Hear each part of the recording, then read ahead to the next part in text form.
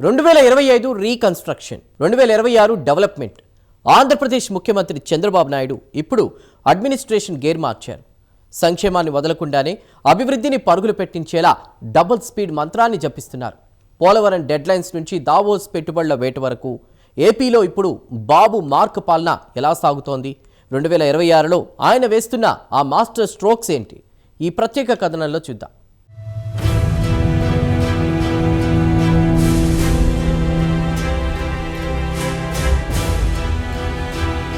నవ్యాంధ్ర రాజకీయ యవనికపై విషనరీ ముద్ర మరోసారి స్పష్టంగా కనిపిస్తోంది. 2026 క్యాలెండర్ తిరగ్గానే ముఖ్యమంత్రి చంద్రబాబు నాయుడు తన పరిపాలనా వేగాన్ని అమాంతం పెంచేశారు. 2025లో వ్యవస్థల ప్రక్షాళన, పునర్నిర్మాణంపై దృష్టి పెట్టిన బాబు 2026ను ప్రగతి పరుగుల సంవత్సరంగా ప్రకటించారు. గడిచిన కొద్ది రోజులుగా సెక్రటేరియట్ నుంచి క్షేత్రస్థాయి పర్యటనల వరకు ఆయన వేస్తున్న అడుగులు చూస్తుంటే ఆంధ్రప్రదేశ్ అభివృద్ధి మ్యాప్ను బాబు పూర్తిగా రీరైట్ చేస్తున్నట్టు అర్థమవుతోంది. కేవలం హామీలివ్వడమే కాదు, వాటిని అమలు చేయడంలో రెట్టింపు వేగం ప్రదర్శిస్తూ విపక్షాలకు సైతం అందనంత ఎత్తులో నిలుస్తున్నారు. మరోవైపు పండగ సంతోషం మరియు సంక్షేమ భరోసా సంక్రాంతి పండుగ వేళ ఏపీ లోగిళ్లలో కొత్త వెలుగులు నింపడమే లక్ష్యంగా ప్రభుత్వం అడుగులు వేస్తోంది. సంక్రాంతి కానుక పేరుతో ప్రతి పేదవాడి ఇంట్లో పండగ జరగాలని చంద్రబాబు ఆదేశించారు.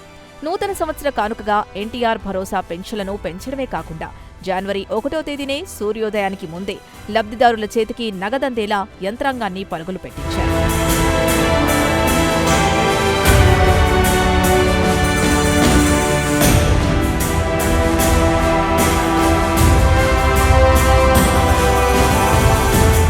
అన్నదాత సుఖీభవ 3వ విడత నిధులతో రైతన్నకు పెట్టుబడి సాయం అందిస్తూనే ప్రజలపై పైసా భారం పడకుండా విద్యుత్ సంస్కరణల ద్వారా సామాన్యుడికి ఊరటనిస్తూ బాబు పక్కా ప్లాన్తో ముందుకెళ్తున్నారు. సంక్షేమం అంటే ఉచితాలు కాదు, అది పేదవాడి ఆత్మ గౌరవమని ఆయన మరోసారి నిరూపిస్తున్నారు. పోలవరం డెడ్ లైన్, నదుల అనుసంధానం, రాష్ట్ర ప్రయోజనాల విషయంలో రాజీ పడే ప్రసక్తే లేదని పోలవరం సాక్షిగా చంద్రబాబు స్పష్టం చేశారు. ఇటీవల ప్రాజెక్టు పనుల్ని స్వయంగా పర్యవేక్షించిన ఆయన 2027 మార్చి నాటికి ఫేజ్ 1 పూర్తి కావాల్సిందేనని అధికారులకు అల్టిమేటం జారీ చేశారు. అయితే రాయవరం సభలో బాబు చేసిన వ్యాఖ్యలు జాతీయ స్థాయిలో చర్చనీయాంశమయ్యాయి. నదుల అనుసంధానం ద్వారా ఏపీని రత్నగర్భగా మార్చడమే కాదు, అవసరమైతే తెలంగాణ కూడా నీటిని ఇచ్చి ఆదుకుంటామని ప్రకటించి తన పెద్దరికాన్ని చాటుకున్నారు. నీటి వివాదాలు పక్కకు పెట్టి 2 రాష్ట్రాల తెలుగు ప్రజల ప్రయోజనాలే ముఖ్యమని ఆయనిచ్చిన పిలుపు తెలుగు రాష్ట్రాల మధ్య సరికొత్త మైత్రికి బాటలు వేస్తోంది. ఆంధ్రప్రదేశ్ బ్రాండ్ ఇమేజ్ని ప్రపంచ స్థాయికి తీసుకెళ్లడంలో చంద్రబాబు శైలి వేరు. ఈ నెల 19 నుంచి 23 వరకు దావోస్లో జరగనున్న వరల్డ్ ఎకనామిక్ ఫోరం సదస్సుకు ఆయన సిద్ధమయ్యారు.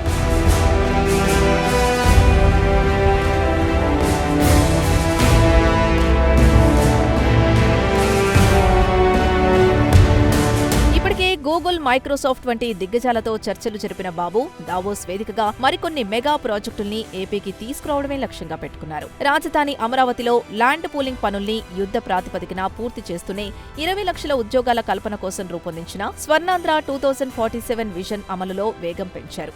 యువత కలలే తన లక్ష్యమని బాబు ఘాటించారు.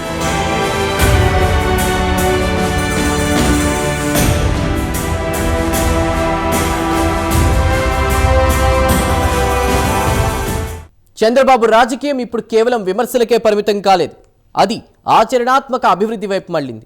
వ్యవస్థలను సరిదిద్దాం, ఇక ఫలితాలను పండిద్దామన్నదే ఆయన నేటి నినాదం. సంక్షేమం నుంచి సాగునీటి దాకా, అమరావతి నుంచి దావోస్ దాకా చంద్రబాబు అడుగులు 2026లో ఏపీని ఎటువైపు తీసుకువెళ్తాయో అన్నది ఆసక్తికరంగా మారింది. ఏది ఏమైనా బాబు మార్క్ అడ్మినిస్ట్రేషన్ ఇప్పుడు టాప్ గేర్లో దూసుకుపోతోంది అన్నది అక్షర సత్యం.